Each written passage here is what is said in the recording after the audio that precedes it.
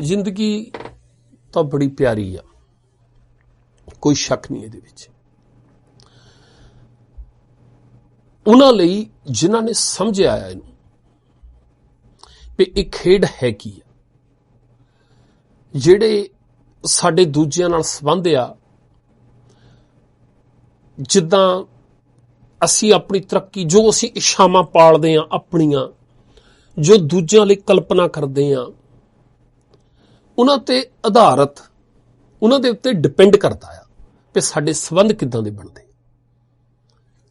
जिद्दां दी सोच असीं, जिद्दां दी विचार रखदे आ, जिद्दां दा कुछ पढ़दे आ,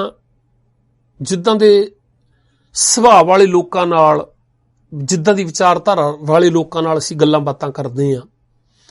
उद्दां दे विचार आउंदे साडे अंदर। जिहड़ी अपने आप नाल साडी गलबात सैल्फ टॉक हुंदी आ, ਉਹ ਤੇ ਆਧਾਰਿਤ ਹੁੰਦੀ ਆ। ਉੱਥੋਂ ਹੀ ਸਾਡੀ ਵਿਚਾਰ ਨੂੰ ਫਿਰ ਜੜ੍ਹਾਂ ਮਿਲਦੀਆਂ, ਉੱਥੋਂ ਹੀ ਉਹ ਦਰਖਤ ਬਣਦੀ ਆ, ਵੱਡੀ ਹੁੰਦੀ ਆ। ਉੱਦਾਂ ਦੇ ਵਿਚਾਰ ਅਸੀਂ ਪ੍ਰਗਟ ਕਰਨ ਲੱਗ ਪੈਂਦੇ ਆ, ਫਿਰ ਉੱਦਾਂ ਦਾ ਸਾਡਾ ਆਲਾ ਦੁਆਲਾ ਜਿਹੜਾ ਉਹ ਬਣਨ ਲੱਗ ਪੈਂਦਾ। ਸਰਕਲ ਆ ਜਿਹੜਾ ਸਾਡਾ, ਇੱਦਾਂ ਉਹ ਇੱਕ ਦੂਜੇ ਦੇ ਨਾਲ ਜਿੱਦਾਂ ਕੜੀ ਹੁੰਦੀ ਆ, ਉਹ ਕੜੀ ਦਰ ਕੜੀ जुड़ते जाने। जे अपने आप नूं पछानना आ जाए सानू भी किन्हां कारण। मैं ना सवेरे अज टीवी ते सीरीयल देखदा सी, स्टार प्लस ते आउंदा। वो बंदे जिहड़े बंदे बनाउंदे आ ना, जिहड़े बंदे लिखदे आ, मैं अगे भी गल करदा हुन्ना भी एवें गल्लां कर देणियां, इदां दोष ला के भंड देना भी तां जी गंद पाया, नहीं तां धर्म सब तो उत्ते हुंदा, आ हुंदा। धर्म भी जिन्हां लोकां ने ये शब्द धर्म शब्द वरतिया ना, जिहड़े सियाणे मनुखां ने धर्म चलाए आ, उन्हां दा भी मकसद जिहड़ा सी उस वेले वो समाज नूं सोहना बनाउणा ही सी, समाज दा विकास करना ही सी,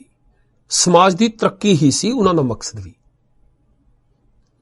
नहीं तो पिछे जाके देख लो, जिद्दां अज स्टेट ने जिम्मेवारी चुकी हो आ, देश ने, देश की सरकार ने अपने उन्हां दे उस खिते विच रहण वाले लोकां दे लई, जिहदे विच असीं कहने आ भी सरकार कहंदी आ भी जिहड़े बंदे इस धरती ते रहिंदे आ उन्हां दे रहण लई मकान असीं देंगे, उन्हां लई खाना मुहैया असीं करांगे, उन्हां दे लई पढ़ाई का इंतजाम, घट्टो घट इन्नी विद्या, कोई भी उन्नी लिमिट कोई साल रखिया आ भी इत्थे तक विद्या उन्होंने जरूर असीं देंगे। फिर उन्होंने सेहत की जिम्मेवारी जिहड़ी आ वो साडी असीं करांगे। ये काम जदों डिक्टेटरशिप सी उस वेले नहीं सी, आपां अगे भी गल कीती सी पई, साडे सामने एग्जाम्पल आ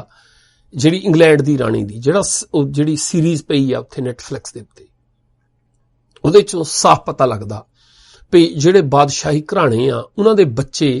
कोई खास सिक्ख्या ही ग्रहण करदे सी जिहड़ी उन्हां नूं लोड़ींदी सी। जिथे उन्हां नूं लगदा सी भी इन्हां ने, इस बच्चे ने इस खेतर च जाना आ,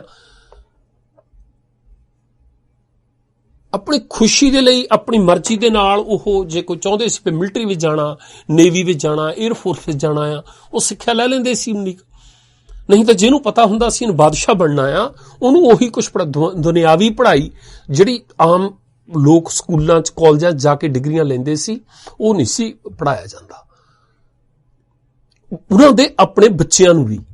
ते आम लोकां दे काते करनगे जिम्मेवारी। उदों तां सारा जोर जिहड़ा बादशाह दा आ वो सारा जोर इस गल ते लग्गिआ हुंदा सी भी मेरा रेवेन्यू किद्दां वधे,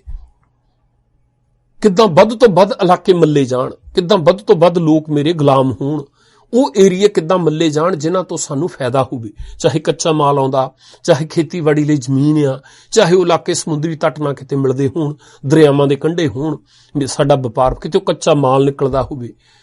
जदों इंडस्ट्री वधी उदों लोहे दा, कोले दीआं खानां दा, उन्हां दा काम जिहड़ा ज़्यादा लोड़ पई उन्हां चीज़ां दी, बादशाह दा सारा जोर उत्थे लगा सी। हुण डेमोक्रेसी विच ਜਦੋਂ ਸਰਕਾਰ ਅਸੀਂ ਕਹਿੰਦੇ ਵੀ ਲੋਕਾਂ ਦੁਆਰਾ ਲੋਕਾਂ ਲਈ ਚੁਣੀ ਜਾਂਦੀ ਆ, ਲੋਕ ਹੀ ਚੁਣਦੇ ਆ ਉਹਨੂੰ,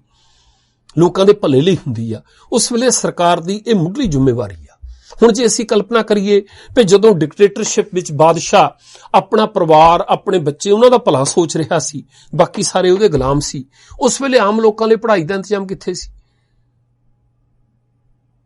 ਜਿਹੜੀ ਮੁੱਢਲੀ ਸਿੱਖਿਆ ਆ ਉਹਨਾਂ ਦੇ ਵਿਕਾਸ ਦੇ ਲਈ, ਉਹਨਾਂ ਦੀ ਪਰਸਨੈਲਿਟੀ ਦੇ ਵਿਕਾਸ ਦੇ ਲਈ, ਸ਼ਖਸੀਅਤ ਦੀ ਉਸਾਰੀ ਦੇ ਲਈ, ਉਹ ਸਿੱਖਿਆ ਧਰਮ ਦੇ ਨਾਂ ਤੇ ਉਹ ਕੁਛ ਆਗੂ ਜਿਹੜੇ ਮੰਨ ਲਓ ਉਹ ਦਇਆਵਾਨ ਹੋਣ, ਉਹ ਚਾਹੁੰਦੇ ਹੋਣ ਵੀ ਨਹੀਂ ਕਟਾਵਟ ਕਰਨਾ ਸਾਡਾ ਕੰਮ ਨਹੀਂ ਹੈ,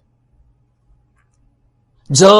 ਉਹ ਉਸ ਕਮਿਊਨਿਟੀ ਨਾਲ ਸੰਬੰਧ ਨਾ ਰੱਖਦੇ ਹੋਣ ਜਿਹੜੀ ਬਹੁ ਗਿਣਤੀ ਲੈ ਕੇ ਰਾਜ ਕਰਦੀ ਹੋਵੇ, ਜਾਂ ਉਹਨਾਂ ਕੋਲ ਸਾਧਨ ਨਾ ਇੰਨੇ ਹੋਣ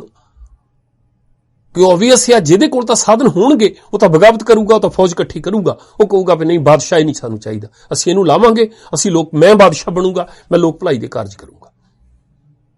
ਹੁਣ ਜਿਹੜੇ ਨਹੀਂ ਕਰ ਸਕਦੇ ਸੀ ਉਹਨਾਂ ਨੇ ਸਮਾਜ ਦੀ ਭਲਾਈ ਦੇ ਲਈ ਕਿਸੇ ਨਾ ਕਿਸੇ ਨਾਂ ਤੇ ਸਭ ਤੋਂ ਸੌਖਾ ਕਾਰਜ ਸੀ ਜਿਹੜਾ ਸ਼ਾਇਦ ਉਸ ਵੇਲੇ ਇਹ ਰੱਬ ਦੇ ਨਾਂ ਦੇ ਉੱਤੇ, ਧਰਮ ਦੇ ਨਾਂ ਦੇ ਉੱਤੇ ਲੋਕਾਂ ਨੂੰ ਉਸ ਪਾਸੇ ਤੋਰਨਾ ਸੀ। ਹੋ ਸਕਦਾ ਹੌਲੀ ਹੌਲੀ ਪੁਜਾਰੀ ਨੇ ਜਿਹੜੇ ਸ਼ਰਾਰਤੀ ਲੋਕ ਹੁੰਦੇ ਆ, ਗੱਲ ਸਿੱਖ ਧਰਮ ਦੀ ਗੁਰੂ ਨਾਨਕ ਪਾਤਸ਼ਾਹ ਨੇ ਵੀ ਕੀਤੀ ਆ ਤੇ ਦਾਅਵੇਦਾਰੀ ਉਹਦੀ ਗੱਲ ਉਸੇ ਧਰਮ ਦੀ, ਉਸੇ ਗੁਰੂ ਨਾਨਕ ਦਾ ਪੁੱਤਰ ਹੋ ਕੇ ਸ਼੍ਰੀ ਚੰਦ ਨੇ ਵੀ ਕੀਤੀ ਹੈ। ਸਾਨੂੰ ਸਾਫ਼ ਦੀਦਾ ਜ਼ਮੀਨ ਅਸਮਾਨ ਦਾ ਫਰਕ ਆ। ਗੱਲ ਚੌਥੇ ਪਾਤਸ਼ਾਹ ਗੁਰੂ ਰਾਮਦਾਸ ਜੀ ਵੀ ਕਰਦੇ ਰਹੇ ਆ, ਗੁਰੂ ਅਰਜਨ ਪਾਤਸ਼ਾਹ ਨੇ ਵੀ ਕੀਤੀ ਆ ਤੇ ਗੱਲ ਪ੍ਰਿਥੀ ਚੰਦ ਨੇ ਵੀ ਕੀਤੀ ਆ। ਬਸ ਉਹੀ ਫਰਕ ਆ ਜਿਹੜਾ ਫਰਕ ਗੁਰੂ ਨਾਨਕ ਪਾਤਸ਼ਾਹ ਚ ਤੇ ਸ਼੍ਰੀ ਚੰਦ ਵਿੱਚ ਆ ਨਾ, ਉਹੀ ਜਿਹੜਾ ਬੰਦਾ ਧਰਮ ਦੇ ਨਾਂ ਦੇ ਉੱਤੇ ਸਮਾਜ ਨੂੰ ਸੋਹਣਾ ਬਣਾਉਣ ਦੇ ਲਈ ਕੋਈ ਪੈਟਰਨ ਲੈ ਕੇ ਆਉਣਾ ਚਾਹੁੰਦਾ ਆ ਤੇ ਉਹਦੇ ਬਰਾਬਰ ਜਿਹੜਾ ਪੁਜਾਰੀ ਹੈ, ਜਿਹੜਾ ਉਸ ਨਾਮ ਨੂੰ ਵਰਤ ਕੇ ਉਹਨੂੰ ਧੰਦਾ ਬਣਾ ਕੇ ਲੋਕਾਂ ਨੂੰ ਆਪਣੇ ਫਾਇਦੇ ਲਈ ਵਰਤਣਾ ਚਾਹੁੰਦਾ ਹੈ, ਉਹਨਾਂ ਦੋਹਾਂ ਦੇ ਵਿੱਚ ਆ। ਹੁਣ ਜਿੰਨਾ ਕੁਛ ਅੱਜ ਸਟੇਟ ਬੱਚਿਆਂ ਨੂੰ ਦੇ ਰਹੀ ਆ, ਜਿੰਨੀ ਜ਼ਿੰਮੇਵਾਰੀ ਚੱਕ ਰਹੀ ਆ, ਜਿਨ੍ਹਾਂ ਨੂੰ ਠੰਡੇ ਰੱਖਣ ਦੇ ਲਈ, ਦੂਜੇ ਨਾਲ ਸ਼ੇਅਰ ਕਰਨ ਦੇ ਲਈ, ਦੂਜੇ ਦਾ ਖਿਆਲ ਰੱਖਣ ਦੇ ਲਈ, ਹੁਣ ਆਪਾਂ ਸੜਕ ਤੇ ਜਾਣੇ, ਇੱਕ ਛੋਟੀ ਜਿਹੀ ਗੱਲ ਆ, ਗੱਡੀ ਲੈ ਕੇ ਤੁਸੀਂ ਘਰੋਂ ਨਿਕਲਦੇ ਆ, ਸੜਕ ਤੇ ਜਾਂਦੇ ਆ, ਉੱਥੇ ਜਿੱਥੇ ਤਾਂ ਬਿਲਕੁਲ ਖਤਰਨਾਕ ਮੋੜ ਹੁੰਦਾ, ਬਹੁਤ ਛੋਟੀ ਸੜਕ ਤੇ ਤੁਸੀਂ ਜਾ ਰਹੇ ਆ ਤੇ ਵੱਡੀ ਮੇਨ ਰੋਡ ਦੇ ਵਿੱਚ ਪੈਣਾ ਆ, ਉੱਥੇ ਕਿਤੇ ਲਾਈਟਾਂ ਹੁੰਦੀਆਂ, ਠੀਕ ਹੈ, ਲਾਈਟਾਂ ਲਾਲ ਹੋ ਜਾਂਦੀਆਂ, ਉੱਥੇ ਸਾਰਿਆਂ ਨੂੰ ਦੱਸ ਦਿੱਤਾ ਜਾਂਦਾ ਵੀ ਭਾਈ ਤੇਰੀ ਵਾਰੀ ਆ। ਜੇ ਨਹੀਂ ਲਾਈਟਾਂ ਹੁੰਦੀਆਂ ਉੱਥੇ ਸਟਾਪ ਸਾਈਨ ਹੁੰਦਾ ਜਿਹੜਾ ਇਹ ਕਹਿੰਦਾ ਵੀ ਠੀਕ ਆ ਤੂੰ ਜਾਣਾ ਹੈਗਾ ਆ, ਪਰ ਤੂੰ ਬਹੁਤ ਛੋਟੀ ਥਾਂ ਤੋਂ ਆ ਰਿਹਾ ਇਸ ਵੇਲੇ, ਜਿੱਥੇ ਤੂੰ ਮਰਜ ਹੋਣ ਲੱਗਾ ਉੱਥੇ ਉਹ ਬਹੁਤ ਬਿਜ਼ੀ ਆ ਲੋਕ, ਉਹ ਅਜੇ ਰੁਕ ਜਾ। ਜਿੰਨੇ ਵੀ ਪਾਸਿਆਂ ਤੋਂ ਸੜਕ ਦੇ ਉੱਤੇ ਲੋਕ ਜਾਂਦੇ ਆ ਪਹਿਲਾਂ ਸਾਰਿਆਂ ਨੂੰ ਲੰਘਣ ਦੇ, ਕਿਸੇ ਨੂੰ ਡਿਸਟਰਬ ਨਾ ਕਰੀ, ਜਦੋਂ ਵੇਲ ਮਿਲੂਗਾ ਫਿਰ ਜਾਈ। ਹੁਣ ਜਿਹੜੀਆਂ ਬਰਾਬਰ ਦੀਆਂ ਸੜਕਾਂ ਹੁੰਦੀਆਂ, ਲਾਈਟਾਂ ਦੀ ਲੋੜ ਨਹੀਂ ਹੁੰਦੀ, ਉੱਥੇ ਗਿਵਵੇ ਦਾ ਸਾਈਨ ਹੁੰਦਾ। ਕਿੰਨਾ ਸੋਹਣਾ ਕਨਸੈਪਟ ਆ, ਕਿੰਨਾ ਵਧੀਆ ਸੰਕਲਪ ਆ ਵੀ ਆਫਟਰ ਯੂ ਕਹਿਣਾ ਇਦਾਂ ਕਿ ਤੁਸੀਂ ਅਗਲੇ ਕਹਿੰਦੇ ਵੀ ਹਾਂ ਜਿਹੜੇ ਬੰਦੇ ਤੁਰ ਕੇ ਲੰਘਦੇ ਆ ਉਹਨਾਂ ਨੂੰ ਲੰਘ ਲੈਣ ਦਿਓ, ਬਾਕੀ ਜੇ ਰਾਹ ਠੀਕ ਆ, ਤੈਨੂੰ ਲੱਗਦਾ ਆ ਵੀ ਇਹ ਬਹੁਤੀ ਬਿਜ਼ੀ ਨਹੀਂ ਹੈਗੀ ਸੜਕ, ਇਹ ਜਿੱਥੋਂ ਤੂੰ ਆਇਆ ਉਦਾਂ ਦੀ ਆ, ਉਹਦੇ ਬਰਾਬਰ ਦੀ ਆ, ਜੇ ਤੈਨੂੰ ਰਾਹ ਮਿਲਦਾ ਫਿਰ ਤੈਨੂੰ ਰੁਕਣ ਦੀ ਲੋੜ ਨਹੀਂ ਹੈਗੀ, ਫਿਰ ਲੰਘ ਜਾ, ਕੋਈ ਗੱਲ ਨਹੀਂ। ਹੁਣ ਜਿਹੜੇ ਉੱਥੇ ਜਦੋਂ ਮੋਟਰਵੇ ਤੇ ਤੁਸੀਂ ਜਾਂਦੇ ਆ, ਉੱਥੇ ਜਦੋਂ ਜਿੱਥੇ ਨਵੇਂ ਏਰੀਏ ਤੋਂ ਇੰਟਰ ਹੋ ਰਹੇ ਹੁੰਦੇ ਲੋਕ, ਉੱਥੇ ਉਹਦੇ ਸਾਈਨ ਆ ਰਹੇ ਹੁੰਦੇ ਤੇ ਇੱਥੇ ਹੁਣ ਹੋਰ ਕਿਸੇ ਨੇ ਆ ਕੇ ਮਰਜ ਹੋਣਾ ਹੈ ਵਿੱਚ। ਉੱਥੇ ਤੁਸੀਂ ਦੇਖ ਲਿਓ ਜਿਹੜੇ ਸਿਆਣੇ ਡਰਾਈਵਰ ਹੋਊਗੇ ਨਾ, ਕਦੇ ਕਿਸੇ ਬ੍ਰਿਜ ਦੇ ਉੱਤੇ ਖੜ ਕੇ, ਕਿਸੇ ਮੋਟਰਵੇ ਤੇ ਕੰਢੇ ਤੇ ਖੜ ਕੇ ਇਦਾਂ, ਠੀਕ ਹੈ, ਕੈਮਰਾ ਸੈੱਟ ਕਰ ਲਿਓ ਜਾਂ ਉਦਾਂ ਬੈਠਿਓ ਘੰਟਾ, ਇਦਾਂ ਬੈਠ ਕੇ ਲੋਕਾਂ ਦੀ ਮੈਂਟਲਿਟੀ ਨੂੰ ਦੇਖਿਓ, ਗੱਡੀਆਂ ਦੇ ਰੰਗ ਢੰਗ ਤੋਂ। ਜੇ ਹੋ ਸਕੇ ਤਾਂ ਇਦਾਂ ਕਰ ਲਿਓ ਵੀ ਇੱਕ ਥਾਂ ਤੇ ਇੱਕ ਜਣਾ ਖੜ ਜਿਓ, ਜਿੱਧਰ ਨੂੰ ਗੱਡੀਆਂ ਜਾ ਰਹੀਆਂ ਆ ਉਹ ਤੋਂ 5-7 ਕਿਲੋਮੀਟਰ ਕਿਤੇ ਦੂਜੇ ਬੰਦੇ ਨੂੰ ਖੜਾ ਕਰ ਦਿਓ, ਉਹਨੂੰ ਕਹਿ ਦਿਓ ਵੀ ਦੂਰਬੀਨ ਲਾ ਕੇ ਜਾਂ ਕੈਮਰਾ ਲਾ ਕੇ ਦਾ ਸੈੱਟ ਕਰਕੇ ਬਹਿ ਜਾਵੇ। ਤੁਸੀਂ ਇਦਾਂ ਜਾਮੋ, ਤੁਸੀਂ ਜਿੱਥੇ ਤੁਸੀਂ ਖੜੇ ਆ ਉੱਥੋਂ ਤੁਸੀਂ ਦੇਖੋ ਇਦਾਂ, ਜਿਹੜੀ ਗੱਡੀ ਤੁਹਾਨੂੰ ਲੱਗੇ ਪਿਆ ਲਾਲ ਗੱਡੀ ਆ ਜੀ,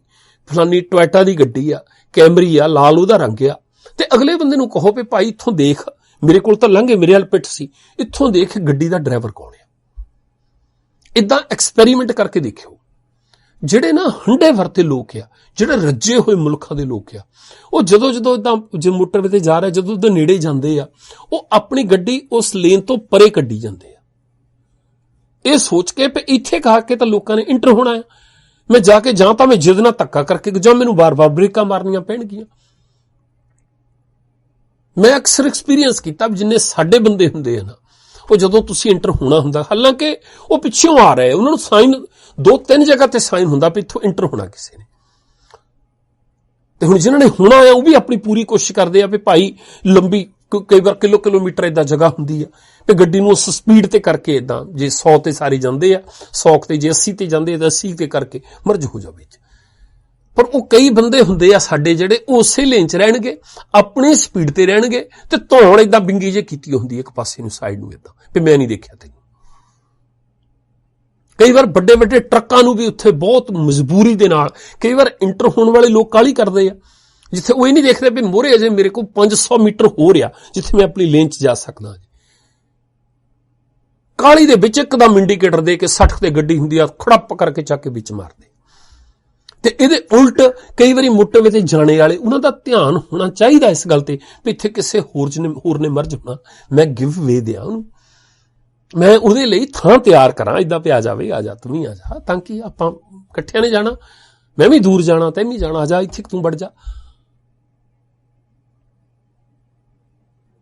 ਹੁਣ ਕਿੰਨੇ ਸੋਹਣੇ ਸੰਕਲਪ ਆ ਇਹਨਾਂ ਨੇ, ਜਿਹੜੇ ਸਕੂਲਾਂ 'ਚ ਬੱਚਿਆਂ ਨੂੰ ਪ੍ਰੈਕਟਿਸ ਕਰਕੇ, ਜਿਹੜੀ ਮੈਂ ਗੱਲ ਕਰਨ ਲੱਗਾ ਸੀ ਵੀ ਇਹ ਜਿਹੜੇ ਸੀਰੀਅਲ ਆ, ਫਿਲਮਾਂ ਆ, ਨਾਟਕ ਆ, ਜਿਹੜੇ ਲੋਕ ਇਹਨਾਂ ਨੂੰ ਇਹਦੀ ਸਟ੍ਰੈਟਜੀ ਬਣਾਉਂਦੇ ਆ, ਪਲੈਨਿੰਗ ਕਰਦੇ ਆ, ਕਹਾਣੀ ਲਿਖਦੇ ਆ, ਕਹਾਣੀ ਨੂੰ ਲਿਖ ਕੇ ਫਿਰ ਉਹਦੇ ਡਾਇਲੌਗ ਤਿਆਰ ਕਰਦੇ ਆ, ਫਿਰ ਉਹਦੇ ਲਈ ਢੁਕਵੇਂ ਪਾਤਰ ਲੱਭਦੇ ਆ, ਫਿਰ ਉਦਾਂ ਦਾ ਮਾਹੌਲ ਸਿਰਜਦੇ ਆ ਵੀ ਕਿੱਦਾਂ ਦੇ ਘਰਾਂ ਦੀ ਕਹਾਣੀ ਆ, ਠੀਕ ਹੈ, ਉਹਨਾਂ ਨੂੰ ਫਿਰ ਉਹ ਰੀਅਲ ਲੱਗੇ, ਦੇਖ ਉਹਦੇ 'ਚ ਜਾਨ ਪਾਈ ਜਾਵੇ, ਉਹਦੇ ਲਈ ਤਿਆਰੀ ਕਰਦੇ ਆ। ਐਵੇਂ ਨਹੀਂ ਹੋਣਗੇ ਲੋਕ। ਅਸੀਂ ਅੱਜ ਸਮੇਂ ਦੀ ਲੋੜ ਆ, ਇਹ ਗੱਲ ਅਸੀਂ ਜਿੱਦ ਨਾ ਕਰੀਏ। ਹਾਂ ਠੀਕ ਆ, ਪਛੜਿਓ, ਅਸੀਂ ਅੱਗੇ ਗੱਲ ਕਰਦੇ ਸੀ ਵੀ ਤੁਰਕੀ ਦਾ ਇਹ ਹਾਲ ਰਿਹਾ ਯੂਰਪ ਦੇ ਨਾਲ ਬਹੁਤ ਸਾਲ, 16ਵੀਂ ਸਦੀ ਤੋਂ ਲੈ ਕੇ 300 ਸਾਲ, 350 ਸਾਲ ਤੱਕ ਇਹ ਹਾਲ ਰਿਹਾ। ਜਦੋਂ ਕੋਈ ਨਵੀਂ ਚੀਜ਼, ਨਵੀਂ ਕਾਢ ਆਉਂਦੀ ਸੀ ਤੇ ਉਹ ਵਿਰੋਧ ਕਰਨਾ, ਵੀ ਇਗਨੋਰ ਕਰਨਾ, ਫਿਰ ਖਿੱਚ ਘੜੀਸ ਕੇ 50, 60, 70 ਸਾਲ ਬਾਅਦ, 100 ਸਾਲ ਬਾਅਦ ਜਦੋਂ ਅਗਲੇ ਨੇ ਬਹੁਤ ਗਾਹਾਂ ਲੰਘ ਜਾਣਾ, ਫਿਰ ਉਹਨੂੰ ਆਪਣਾ ਆਪ ਹੀ ਲੈਣਾ। ਅਸੀਂ ਇਦਾਂ ਕਰ ਰਹੇ ਹਾਂ। ਹਰੇਕ ਵਾਰੀ ਜਿੱਥੇ ਲੋੜ ਹੁੰਦੀ ਆ ਉੱਥੇ ਕਦੇ ਕਿਸੇ ਤਰ੍ਹਾਂ ਦੀ ਦਲੀਲ ਦਿੰਨੇ ਆ, ਕਦੇ ਕਿਸੇ ਤਰ੍ਹਾਂ ਦੀ ਦਲੀਲ ਦਿੰਨੇ ਆ, ਜਦ ਕਿ ਸਾਨੂੰ ਪਤਾ ਹੁੰਦਾ ਵੀ ਮਸਲਾ ਹੱਲ ਨਹੀਂ ਹੋਣਾ ਇਹਦੇ ਨਾਲ। ਅੱਜ ਲੋੜ ਜਿਹੜੀ ਆ ਸਾਨੂੰ ਇਸ ਸਮੇਂ ਤੇ ਆ ਕੇ, ਇਸ ਪੁਆਇੰਟ ਤੇ ਆ ਕੇ ਲੋੜ ਸਾਨੂੰ ਇਸ ਗੱਲ ਦੀ ਆ ਵੀ ਅਸੀਂ ਸਮਝ ਜਾਈਏ ਜ਼ਮਾਨਾ ਕਿੱਧਰ ਨੂੰ ਜਾ ਰਿਹਾ ਹੈ, ਕਿਹੜੀ ਡਾਇਰੈਕਸ਼ਨ ਦੇ ਵਿੱਚ ਤੁਰੇ ਜਾ ਰਹੇ ਲੋਕ। ਅਸੀਂ ਜਿਸ ਮੰਜ਼ਿਲ ਤੇ ਪਹੁੰਚਣਾ ਆ, ਉਹ ਮੰਜ਼ਿਲ ਇੱਥੋਂ ਕਿੰਨੀ ਦੂਰ ਆ, ਕਿੰਨਾ ਟਾਈਮ ਆ ਸਾਡੇ ਕੋਲ ਉੱਥੇ ਜਾਣ ਦੇ ਲਈ। ਜਾਂ ਜਿਹੜੇ ਅਸੀਂ ਦੇਖੋ, ਤੁਸੀਂ ਹੁਣ ਕੈਨੇਡਾ, ਅਮਰੀਕਾ, ਕਿਸੇ ਵੀ ਮੁਲਕ ਵਿੱਚ ਆ, ਤੁਸੀਂ ਮੰਨ ਲਓ ਆਪਣੇ ਘਰੋਂ 5, 6, 10 ਕਿਲੋਮੀਟਰ ਜਾਣਾ ਹੋਵੇ ਤੇ ਜਾਣ ਲਈ ਤੁਹਾਨੂੰ ਪਤਾ ਵੀ ਬਹੁਤ ਟਾਈਮ ਹੈ, ਮੇਰੇ ਕੋਲ 3-4 ਘੰਟੇ ਆ, ਮੈਂ ਤਾਂ ਵਿਹਲਾ ਹੀ ਆ, ਸ਼ਾਮ ਤੱਕ ਉਦਾਂ ਹੀ ਚੱਲਾਂ ਮੈਂ ਤਾਂ, ਕੋਈ ਕਾਹਲੀ ਨਹੀਂ ਤੁਹਾਨੂੰ, ਤੁਹਾਡੀ ਮਰਜ਼ੀ ਹੈ ਜਿੰਨਾ ਮਰਜ਼ੀ ਟਾਈਮ ਲਾਇਓ। ਪਰ ਜੇ ਤੁਸੀਂ ਉਸ ਵੇਲੇ ਮੋਟਰਵੇ ਤੇ ਪੈ ਗਏ, ਫਰੀਵੇ ਤੇ ਪੈ ਗਏ, ਮੋਟਰਵੇ ਤੇ ਗੱਡੀ ਚਾੜ ਕੇ ਕੀ ਤੁਸੀਂ ਇਹ ਕਹਿ ਸਕੋਗੇ ਵੀ ਮੈਨੂੰ ਕਾਹਲ ਨਹੀਂ ਹੈਗੀ ਭਾਈ, ਮੈਂ ਤਾਂ 15-20 ਕਿਲੋਮੀਟਰ ਦੀ ਸਪੀਡ ਨਾਲ ਜਾਊਂਗਾ, ਮੈਂ ਤਾਂ 2 ਮਿੰਟ ਚਲਾਉਣੀ ਹੈ, ਮੈਂ ਤਾਂ ਇੱਥੇ ਗੱਡੀ ਖੜੀ ਕਰਨੀ ਆ। ਹੁਣ ਕਰਨ ਦੇਣਗੇ ਉਹ? ਇਹ ਵੀ ਡਿਪੈਂਡ ਕਰਦਾ ਆ ਵੀ ਤੁਸੀਂ ਰੂਟ ਕਿਹੜਾ ਲੈ ਲਿਆ, ਆਲਾ ਦੁਆਲਾ ਤੁਹਾਡਾ ਕਿੱਦਾਂ ਦਾ ਹੈ।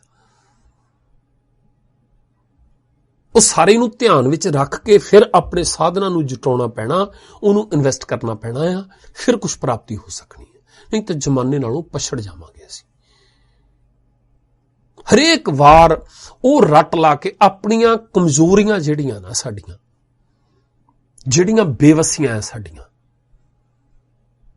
ਜੋ ਅਸੀਂ ਕਰ ਨਹੀਂ ਸਕਦੇ, ਉਹਨੂੰ ਧਰਮ ਦੇ ਨਾਂ ਪਿੱਛੇ, ਵੱਡੇ ਵਡੇਰਿਆਂ ਦੇ ਨਾਂ ਪਿੱਛੇ, ਗੁਰੂ ਸਾਹਿਬਾਂ ਦੇ ਨਾਂ ਪਿੱਛੇ, ਰੱਬ ਦੇ ਨਾਂ ਪਿੱਛੇ, ਗੁਰੂ ਗ੍ਰੰਥ ਸਾਹਿਬ ਦੇ ਨਾਂ ਪਿੱਛੇ ਨਾ ਲੁਕੋਇਆ ਕਰੀਏ। ਜਿਹੜਾ ਦੇਖਣੇ ਵਾਲਾ ਹੈ ਨਾ, ਜਿਹੜਾ ਪਰਖਣੇ ਵਾਲਾ ਹੈ, ਜਿਹੜਾ ਇਹਨੂੰ ਸਮਝਦਾ ਆ, ਜਿਹੜਾ ਦਿਮਾਗ ਨੂੰ ਪੜ੍ਹ ਲੈਂਦਾ ਹੈ, ਉਹਨੂੰ ਪਤਾ ਲੱਗ ਜਾਣਾ ਵੀ ਕਾਰਨ ਕੀ ਆ। ਅਗਲੇ ਤਾਂ ਮੈਂ ਦੱਸਦਾ ਸੀਗਾ ਵੀ ਜਿਹੜੇ ਮਾਈਂਡ ਨੂੰ ਰੀਡ ਕਰਦੇ ਆ ਨਾ, ਉਹ ਤਾਂ ਜਿਹੜੇ ਤੁਹਾਡੇ ਸਰੀਰ ਦੀਆਂ ਹਰਕਤਾਂ ਆ ਨਾ, ਤੇ ਬਹਿਨੇ ਕਿੱਦਾਂ ਆ, ਹੱਥ ਕਿੱਦਾਂ ਰੱਖਦੇ ਆ, ਪੈਨ ਕਿੱਦਾਂ ਫੜਦੇ ਆ, ਤੁਹਾਨੂੰ ਕਿਸੇ ਖਾਸ ਕੰਮ ਲਈ ਸਾਈਨ ਕਰਨੇ ਨੂੰ ਅਗਲੇ ਕਹਿਣ, ਤੁਸੀਂ ਸੋਚਣ ਲੱਗੋ ਤਾਂ ਦੇਖਦੇ ਕਿਹੜੇ ਪਾਸੇ ਨੂੰ, ਸੋਚਣ ਲੱਗੇ ਖੱਬੇ ਪਾਸੇ ਨੂੰ ਮੂੰਹ ਕਰਕੇ ਸੋਚਦੇ ਆ ਜਾਂ ਸੱਜੇ ਨੂੰ, ਹੱਥ ਆਪਣਾ ਖੱਬਾ ਚੱਕਦੇ ਆ ਜਾਂ ਸੱਜਾ ਚੱਕਦੇ ਆ, ਅੱਖਾਂ ਕਿੰਨੇ ਚਿਰ ਬਾਅਦ ਝਮਕਦੇ ਆ ਤੁਸੀਂ। ਇਹਨਾਂ ਹਰਕਤਾਂ ਤੋਂ ਵੀ, ਬਾਕੀ ਅੱਖਾਂ ਨੂੰ ਰੀਡ ਕਰਨਾ, ਉਹ ਭਾਸ਼ਾ ਨੂੰ ਸਮਝਣਾ, ਉਹ ਤਾਂ ਉਹਨਾਂ ਲਈ, ਉਹ ਤਾਂ ਉਹਦੀ ਸਪੈਸ਼ਲ ਟ੍ਰੇਨਿੰਗ ਆ ਉਹਨਾਂ ਦੀ। ਉਹ ਮਾਰ ਕੁੱਟ ਕੇ ਬੰਦੇ ਨੂੰ ਨਹੀਂ ਤਿਆਰ ਕਰਦੇ, ਮਨਾਉਂਦੇ ਨਹੀਂ ਹੈਗੇ, ਉਹ ਮੂੰਹੋਂ ਕਹਾਉਣ ਦੀ ਲੋੜ ਨਹੀਂ ਪੈਂਦੀ ਉਹਨਾਂ ਨੂੰ।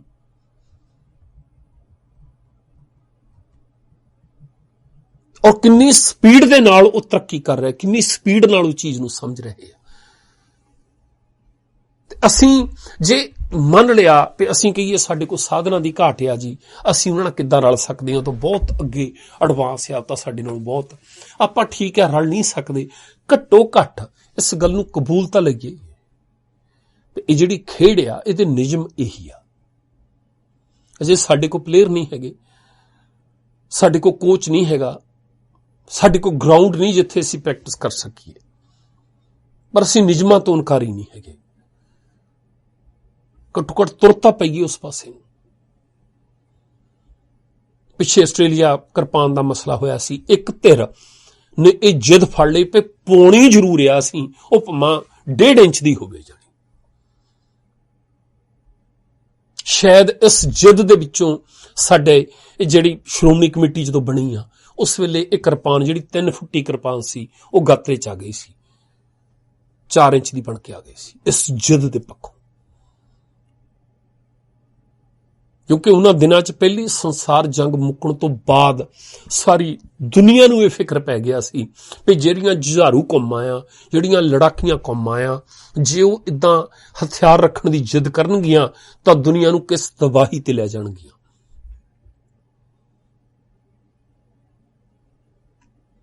ਜਰਮਨੀ ਨੇ, ਇਟਲੀ ਨੇ ਇਹ ਸੁਨੇਹਾ ਸਾਰੀ ਦੁਨੀਆ ਨੂੰ ਦੇ ਦਿੱਤਾ ਸੀ ਉਸ ਵੇਲੇ। ਜਿੰਨੀ ਤੇਜ਼ੀ ਨਾਲ ਇੰਡਸਟਰੀ ਵਧਣ ਲੱਗੀ ਸੀ, ਵਿਕਾਸ ਹੋਣ ਲੱਗਾ ਸੀ,